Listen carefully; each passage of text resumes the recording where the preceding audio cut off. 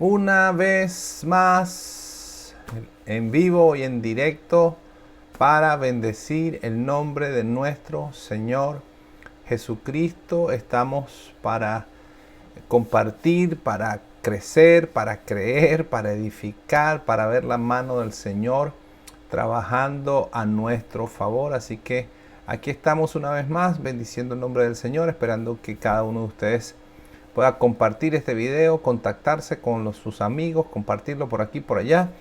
Recuerde que estamos en un horario de verano, 8:30 de la noche de aquí, de Georgia.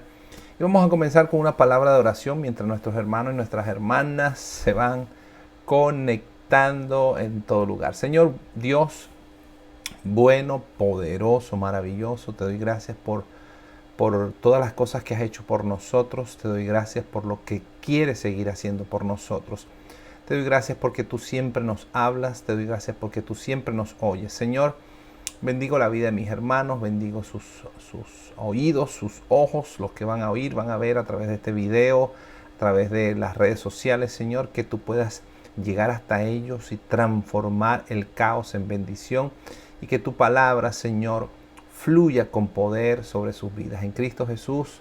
Amén y amén. En esta oportunidad quiero leerles acerca del libro de Nehemías, porque el libro de Nehemías es un libro interesante, porque es un libro que nos dice cómo emprender ciertas cosas, y que estamos ahora mismo en unos tiempos donde se emprende mucho, donde se habla mucho de la palabra emprendimiento. Yo creo que hay mucha oportunidad después del 2020, que la gente tuvo que irse a casa. Comenzaron a entender el valor de ser autoempleados o construir su propia empresa o convertirse en empresarios de diferentes formas en las redes de mercadeo o en sus propios negocios, o empezaron a construir. Y una de las frases más populares de ese momento fue inversiones, fue emprendimiento y cosas como esa. Y cuando uno es coach de vida y cuando uno ayuda a las personas y cuando uno dirige, pues especialmente en Revival, yo procuro dirigir a las personas o ayudar, orientar a las personas en la dirección de lo que Dios quiere. Entonces Nehemías es un hombre que empieza a querer edificar algo para Dios. Número uno, escuche esto, es interesante porque una de las cosas que Nehemías encontró fue un gran problema. Entonces, cuando uno va a emprender, y también dentro del reino de Dios hay emprendimiento, y dentro del reino de Dios no solamente en el mundo secular, sino dentro del reino se puede hacer emprendimientos como el que hizo Nehemías. Mire, Nehemías era un copero. Nehemías estaba muy bien, copero de un rey, de un reino muy grande, muy importante. Y Nehemías estaba bien, él no tenía necesidad, pues él no era un príncipe, un rey, pero era un copero, y el copero vivía bien, porque lo que pasaba con los coperos es que ellos arriesgaban su vida por causa de los reyes. Es decir, esto es una de las versiones, si trataban de envenenar al rey, el copero probaba el vino. Entonces, si el vino estaba envenenado, pues el que moría era el copero. Y entonces esa gente era bien valorada por el rey, porque esta gente apostaba su vida por su rey. Es decir, o la frase no sería apostaban, pero disponían que eran como los escuderos del rey. Antes que maten a mi rey, tendrían que matarme a mí. Eso es lo que era básicamente un escudero, o lo que era un copero. Yo me tomo el veneno, si yo me tomo el vino o la bebida que sea, y si no me mata, pues tampoco va a matar al rey. Si no me hace daño a mí, tampoco le va a hacer daño al rey. Entonces, una de las cosas que nosotros necesitamos saber es que Nehemías era un hombre que estaba en una buena posición, digamos social, digamos económica. No era 100% libre, pero estaba muy bien. Me atrevo a decir que no tenía escasez de ningún tipo. Y en los versículos que usted empieza a ver en el libro de Nehemías, usted se da cuenta de que pues Nehemías estaba bien, estaba cómodamente, socialmente bien. Entonces, una de las cosas que vemos que Nehemías va a emprender algo, y lo emprendió por diferentes causas. Es decir, cuando usted vaya a emprender, emprenda por diferentes causas. Una de las cosas que me resaltó al momento que empecé a leer el libro fue que hubieron personas que le trajeron una información a Nehemías y le dijeron: la ciudad tiene los muros caídos, la ciudad tiene las puertas arruinadas. Nehemías descubre un gran problema. Y aquí quiero comenzar para darle un tips a mucha gente, porque Mucha gente está pasando por problemas y los problemas están a diario en la vida de las personas. Número uno, yo sugeriría no llamarlos problemas. Es decir, se llaman problemas, pero la palabra problema trae un poco de negatividad. Si usted lo llamara circunstancias o vamos a poner una frase como circunstancias, están pasando ciertas circunstancias. Hay circunstancias adversas y hay circunstancias positivas. Y pudiéramos usarlo de esa forma. Pero si usted quiere llamarlo problema, no hay ningún problema. Y a lo que voy es, Nehemías se entera de que hay una circunstancia difícil, adversa, que hay caos. Esa palabra sí se puede utilizar mucho. Hay un caos en Jerusalén, hay un caos en la ciudad, hay un caos en la construcción o en la estructura de la ciudad. Y recuerde que la ciudad era la ciudad amada, la ciudad, para ellos Dios habitaba en la ciudad. Entonces una de las cosas que Nehemías encuentra y dice, ¿sabes qué? La ciudad donde habita el Señor, donde está el templo del Señor, está en ruinas. Entonces una de las cosas que le pasó a Nehemías y también le pasó al rey David fue que cuando ellos sintieron que ellos vivían mejor que lo que estaba pasando en la ciudad o en el templo o en la casa del Señor, se sintieron muy tristes. Entonces, una de las cosas que Nehemías empieza a hacer fue que lo primero que hizo fue orar. Entonces, cuando nosotros vayamos a emprender, encontremos una necesidad o encontremos un problema, escúcheme, y cuando usted tiene esta habilidad, incluso si son problemas personales, porque mire, hay muchos problemas personales que son, como lo dice la frase, personales, pero ese problema personal lo puede acontecer a muchas personas. Y entonces, en el momento que usted toma su tiempo para orar y en el momento que usted toma ciertos pasos para solucionar ese problema, y si usted lo logra solucionar, entonces usted tiene una clave que posiblemente mucha gente no tenga. Usted tiene una información que posiblemente mucha gente no tenga. Entonces lo que nosotros diríamos es, los problemas son, en muchísimos de los casos, una gran posibilidad o una gran probabilidad. He escuchado una frase como que tu bendición viene disfrazada de problemas. Entonces, si tu bendición viene disfrazada de problema y tú solucionas el problema, es decir, tú recibes la bendición. Ahora lo que voy, Nehemías se entera de que hay un caos enorme en la ciudad y Nehemías decide tomar acciones para solucionar ese caos.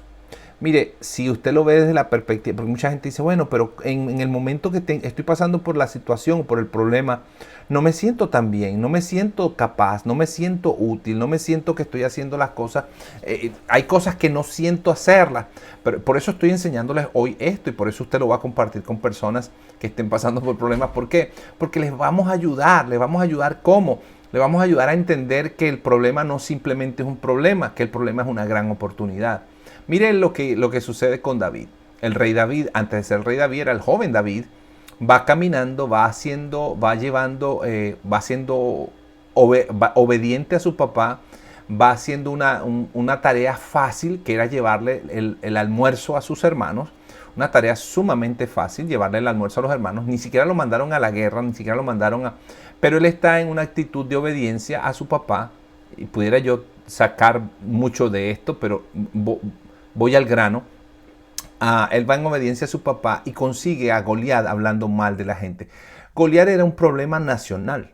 Goliat no era simplemente un gigante al cual David se enfrentó. Goliat era un ejército y un guerrero con su ejército que tenía amenazado a la ciudad o al país por 40 días y 40 noches, que es el número de la prueba. Incluso no sabemos si ese sea el número exacto de lo que estaba pasando allí. Pero lo está amenazando y los está desafiando y ofendiendo por 40 días y 40 noches. Posiblemente todo el país no lo sabía porque David se enteró de lo que estaba pasando cuando llegó allí. Es posible que mucha gente del país sí lo sabía porque los hermanos de David estaban en guerra y David le estaba llevando el almuerzo o el lunch, como decimos aquí. Entonces, una de las cosas que vamos a ver que el problema era enorme. Goliat era enorme. Goliat no solamente es que era grande, porque lo grande no era solamente lo que tenía que generaba el problema. Goliat decía, tráeme a un hombre para que pelee conmigo. Y Goliat era un guerrero de muchísimos años y de muchísima experiencia. Era como el campeón. Entonces lo que estaban haciendo era, bueno, si tu campeón le gana a mi campeón, nosotros, el que gane, se apodera de todos los bienes del otro sin tener que matar a tanta gente. Entonces, por eso la guerra no se había desatado, porque había un punto de desafío, un punto de discusión o un punto de acuerdo. Vamos a tratar de no matarnos todos o matar tanta gente, sino que el paladín que gane o el guerrero que gane, el ejército de él va a ser el señor del otro ejército. Entonces, a lo que yo me imagino es que posiblemente estaban comprando tiempo. Mira, dame más tiempo. A ver, estoy buscando el paladín, esto y lo otro. Y Saúl estaba en su posición y yo pienso que tampoco se sentía capaz de ir a pelear contra Goliat. Era un problema nacional, era un problema político, era un problema militar, era un problema de alto nivel. Tenía en jaque o tenía sitiada, dice la escritura, sitiada una ciudad, tenía la gente sometida, el ejército atemorizado, nadie salía a defenderlo. Un problema impresionante que tenía Israel en ese tiempo. ¿Qué sucede? Aparece un muchacho rubio y de buen parecer. Aleluya. Mire, no se deje llevar por las apariencias. Ese pueblo estaba espantado por las apariencias y apareció este muchacho rubio de buen parecer y el pueblo también se espantó por la apariencia. Pero ¿cómo vas a ir a pelear tú si lo veían muchacho y rubio? Hasta el rey le dijo, bueno, yo creo que sintió lástima. El rey dijo, te va a hacer pedazo, te presto mi armadura.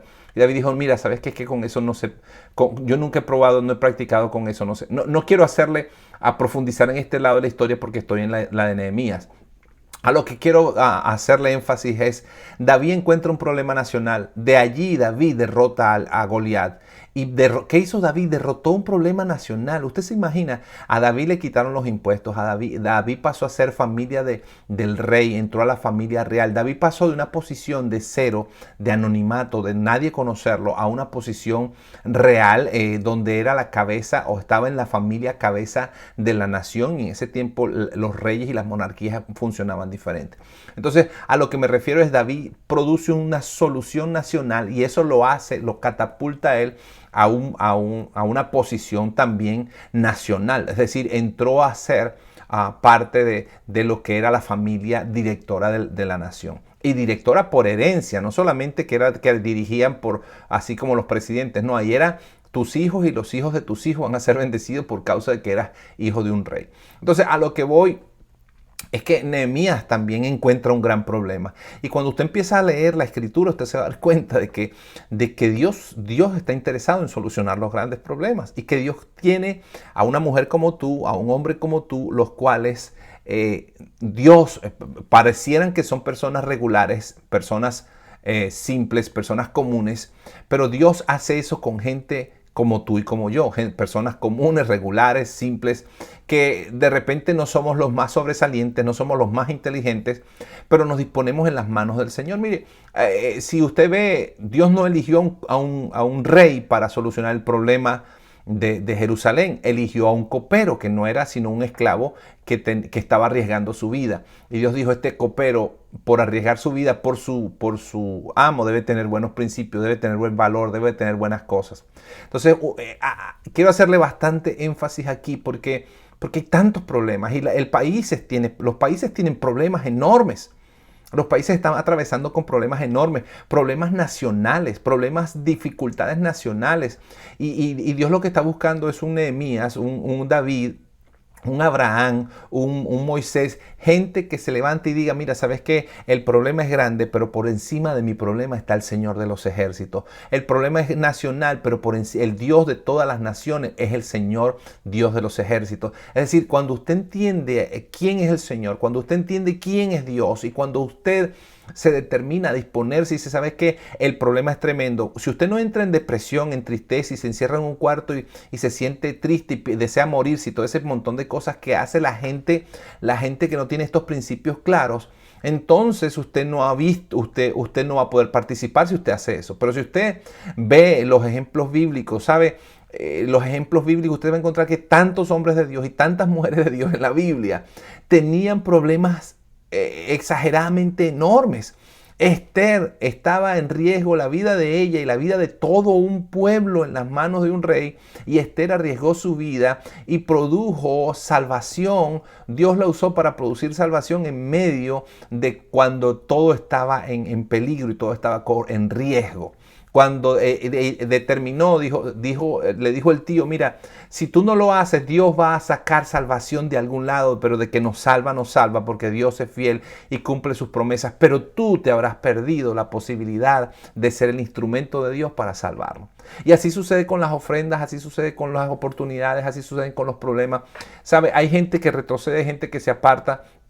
Como la historia del Nuevo Testamento, hay gente que dice, bueno, es que se menciona mucho el Antiguo Testamento, pero mire, está la historia del buen samaritano. Pasó un sacerdote, lo vio ahí y no hizo nada. Pasó el otro, lo vio ahí y no hizo nada. Sí, y me pongo la cara, ¿no? Pasaron cada uno de ellos con sus propias, pero vieron que ver ese samaritano, ver ese hombre tirado en el camino que había sido robado, había sido herido, recogerlo era un problema. Recoger los sacerdotes o los escribas, los fariseos, recoger a ese hombre o tomarlo, ayudarlo era un problema porque se contaminaban, porque no, ellos no podían tocar sangre, porque la ley no les permitía, pero tampoco su corazón les permitía. Entonces vino el samaritano, uno que era despreciado, uno que era, según las historias, eran despreciados, eran vulgares, no eran, no eran de la gente importante, no eran de la gente sobresaliente, no eran pura sangre como los de la raza hebrea y como otras razas que se consideraban que eran pura sangre, y por eso mencionaban mucho su genealogía y todas esas cosas, porque ellos guardaban la ley y venían de descendencia directa de, quién sabe, de los hijos de Israel y todas estas cosas, pero un samaritano era despreciado porque era una mezcla de judío y gentil. Entonces, pero Jesús hace el recalque, dice, pero este samaritano fue movido a misericordia y lo atendió y lo cuidó y lo curó. Y este samaritano solucionó un problema, pero no solamente solucionó un problema, sino que atendió con amor, con compasión, con interés, y dijo, y todavía si quedo debiendo algo por las atenciones, yo después vengo y te lo pago. Jesús hablando y haciendo énfasis, diciendo, ¿sabes qué?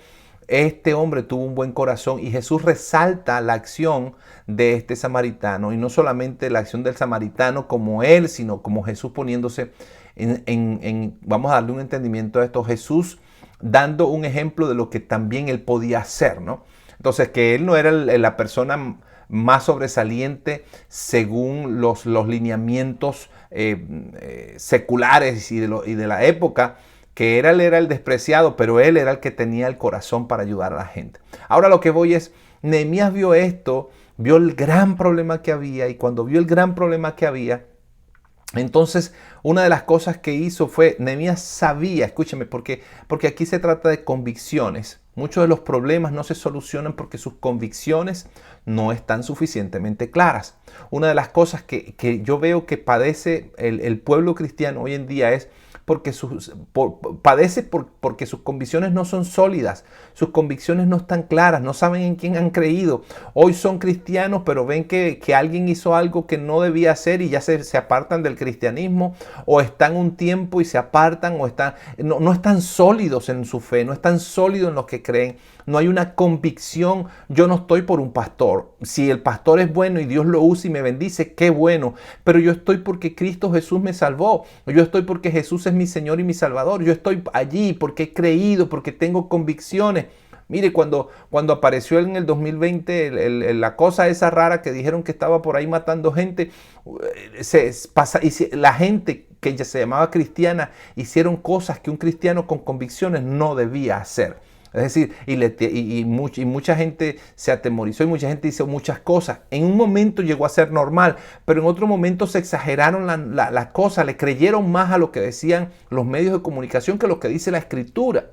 Entonces retrocedieron porque las convicciones no están claras. Entonces mucha gente no tiene sus convicciones bien sólidas, bien firmes, y cuando vienen las tormentas, como dice la Escritura, que Jesús menciona la parábola, que el que construyó su casa sobre la roca, vinieron ríos, vinieron vientos, vinieron tempestades y golpearon la casa, pero la casa no se cayó porque estaba firme, porque estaba sólida, estaba bien construida sobre la roca. Pero la casa que fue construida sobre la arena se la llevó el río y fue grande la destrucción. Entonces, una de las cosas que usted tiene que saber, que para que Dios haga cosas extraordinarias con usted, con sus finanzas, ahora se ha dado cuenta de que yo me he dado cuenta ahora que en las redes sociales, hasta los mismos cristianos hablando mal de los diezmos, de las ofrendas, de las finanzas.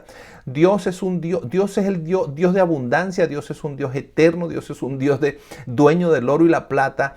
Y a Dios, y si usted tiene problemas con la abundancia, entonces usted no ha visto cómo es el cielo, usted no ha visto cómo es el oxígeno de abundante, usted no ha visto cómo son las aguas de abundante y nos han vendido una teoría de escasez, de poquito, de que no hay, cuando tenemos a un Dios extraordinariamente, inmensamente grande y abundante, y lo que no hay lo crea y lo que no existe lo fabrica. Lo crea de la nada, hace cosas. Ese es nuestro Dios. Y si todos pensáramos en esa dirección, las cosas serían diferentes. Entonces necesitamos tener convicciones claras con respecto a diezmos, a ofrendas, a los principios bíblicos, a salvación, a Jehová es mi guardador, Jehová es mi fortaleza, el Señor es mi protector, el Señor es mi proveedor, el Señor es mi sanador, el Señor está conmigo y no temeré, y como decían los apóstoles, no temeré lo que pueda hacerme el hombre. Entonces, muchas de estas cosas, muchas convicciones, y hay gente que le cree más a... Mire, escúcheme, es que a veces me pongo un poco emocional porque hay gente que le cree más a los dichos callejeros, lo que le dijo el compadre, que lo que dice la Biblia. Hay gente que cree más en cosas que dijeron en refranes. Hay gente que yo no sé si usted entiende la palabra refrán, porque creo que es una palabra de mi país, pero hay gente que cree más a los dichos que se han venido, a los dichos tradicionales de su pueblo, a los dichos tradicionales de los borrachos, a los dichos tradicionales de que dicen que cosas, y la gente invoca incluso. Le voy a hacer un ejemplo. Hay un dicho o un refrán o es un dicho que la gente dice que no cae la hoja de un árbol. La hoja de un árbol no cae sin que sea la voluntad de Dios. En un sentido es cierto, pero no es bíblico. ¿Sí? Entonces, bueno, todo gira en torno a la voluntad de Dios. Pero a lo que voy es, hay gente que está creyendo refranes, gente que se ha formado, su estructura está formada en base a cosas sin fundamento, sin poder, sin valor, cosas que la dijo, quién sabe quién la dijo. Y ahorita sale una persona, se compra una cámara, no, sin comprarse cámara. Si una persona, escúcheme esto es un paréntesis, pero si una persona tiene un teléfono inteligente y tiene las posibilidades de salir en línea, como hacer una cuenta en cualquiera de las redes sociales, sale y empieza a hablar mal de pastores, y empieza a hablar mal de ministros, y empieza a hablar mal de diezmos y ofrendas, y viene otro incauto, lo escucha y no sabe quién es esa persona, pero él tuvo la posibilidad de hacer un video y la gente va y le cree y lo repite. ¿Sabe por qué? ¿Sabe por qué van y le creen y lo repiten? Porque no tienen convicciones, no saben de lo que están hablando. Ellos están asistiendo a iglesias o están yendo a algunas reuniones donde ellos no saben si lo que está diciendo tiene base bíblica. Y no saben si lo que está diciendo tiene un fundamento bíblico, cristiano, sólido. Y mire, las finanzas dentro de la Biblia y dentro del reino de Dios tienen muchísimos años y muchísimas historias y muchísimos doctores y muchísima gente de conocimiento por años exhaustivo y apóstoles y ministros y sacerdotes y curas y pastores que tienen muchos años y que le han dedicado años a los estudios bíblicos, afirman y confirman acerca de la bendición y de la prosperidad que Dios provee a través de la siembra y la cosecha. Pero sale alguien que nadie lo conoce, que no se sabe de dónde salió, que agarró una cámara y un teléfono y agarró y empezó a hablar tonterías de las cosas bíblicas y de los diezmos, de las ofrendas. Y un señor que no tiene principio ni fin, que no se sabe de dónde salió, y empieza a hablar y hay gente que le cree.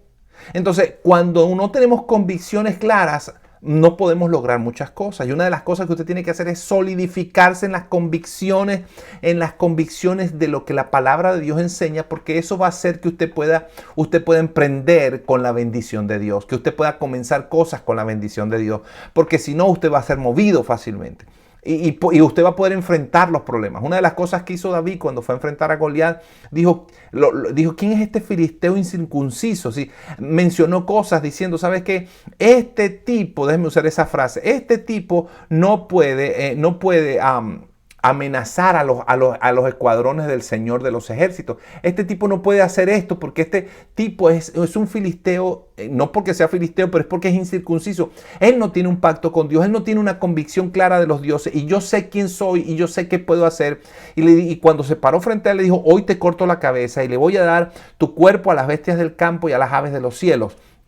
Porque tenía convicción clara. Entonces mucha gente no tiene claras sus convicciones, no tiene sólidas sus convicciones. Y entonces cae en ciertas cosas y creen mentiras y hacen cosas porque creyeron mentiras.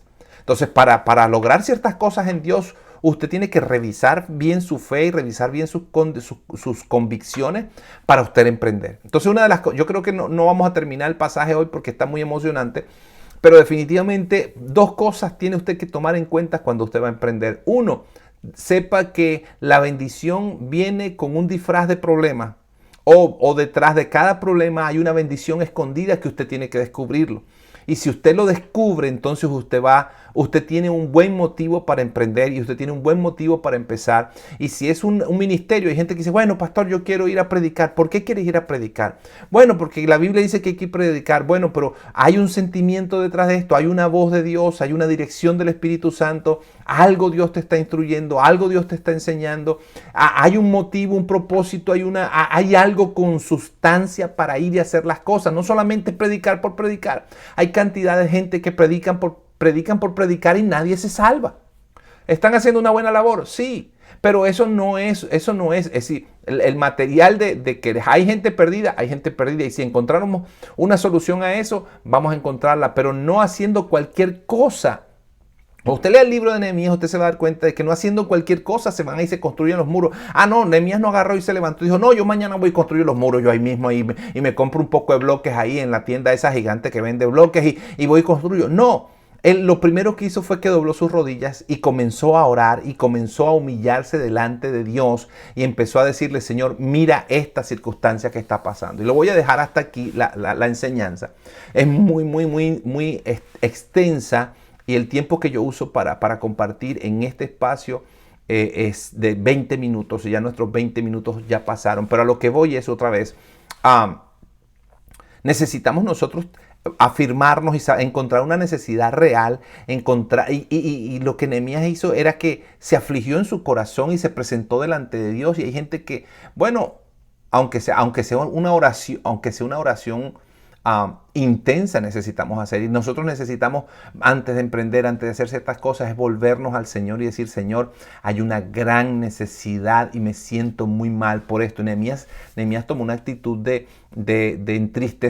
entristecerse, se entristeció por causa de lo que estaba pasando y lo primero que hizo fue doblar sus rodillas. Entonces, déjeme decirlo de esta forma, lo primero que hizo fue empezó un plan de oración delante de Dios.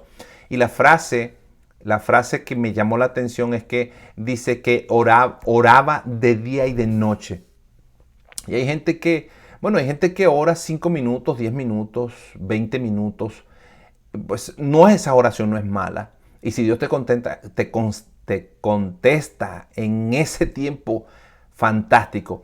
Pero hay oraciones y hay respuestas que en 5 minutos Dios no las va a responder. Porque necesitan, es decir, tú no puedes solucionar un problema de ciudad con una respuesta o tú no puedes una respuesta de barrio. Lo explico de esta forma. Hay problemas que tienen un tamaño y según ese tamaño tiene que ser la solución. Ninguno de los que estaba allí enfrentándose a Goliat tenía la unción y tenía la capacidad para ir a enfrentarse a Goliat como lo hizo David. Primero porque David estaba entrenado para la guerra, porque decía, entrenado para la guerra no convencional. Y David le ganó a Goliat con una guerra no convencional. David se enfrenta a Goliat y lo vence con una piedra y con una honda que no era la guerra convencional que todos tenían allí. Entonces, él tenía una solución extraordinaria y una habilidad dada por Dios y un entrenamiento dado por Dios en el campo de batalla.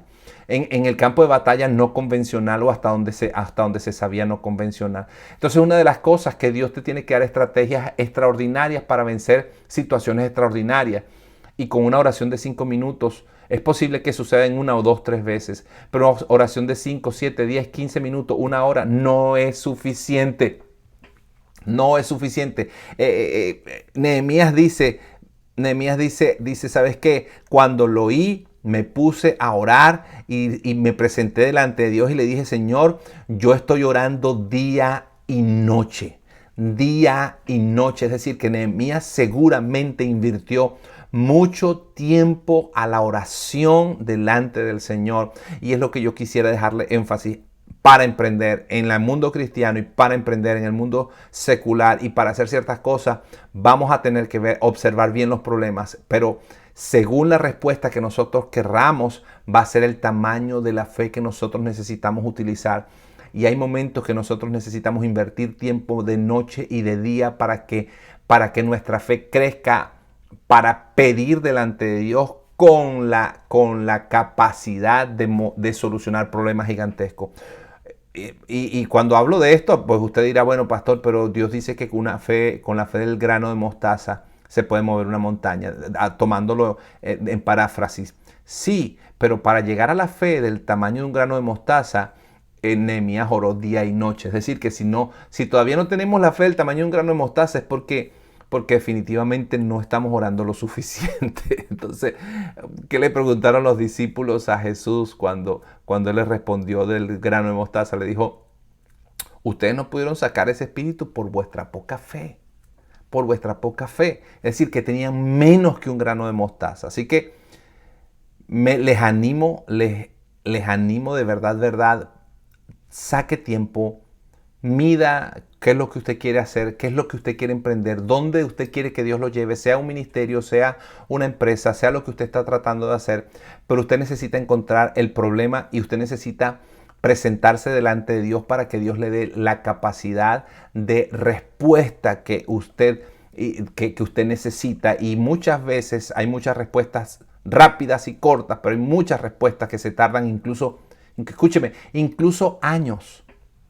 Entonces, Nehemías dice, yo estaba orando de día y de noche porque primero necesitaba una solución rápida, pero necesitaba una solución inteligente y necesitaba provisión para que esto creciera y para que esto avanzara. Así que quiero que oremos y yo quisiera animarles y que el Espíritu de Dios les traiga capacidad y unción para orar, porque el mundo está en problemas, los países están en problemas, los malos están ganando en ciertos sectores y necesitamos que se levanten David, que se levanten Nehemías, que se levanten hombres y mujeres profetas con la capacidad de poder orar día y noche y convertirse en una voz para las naciones, en una voz, aunque sea para tu barrio, pero después para tu ciudad y después para tu nación. Y estamos orando por eso y estamos creyendo que Dios lo puede hacer.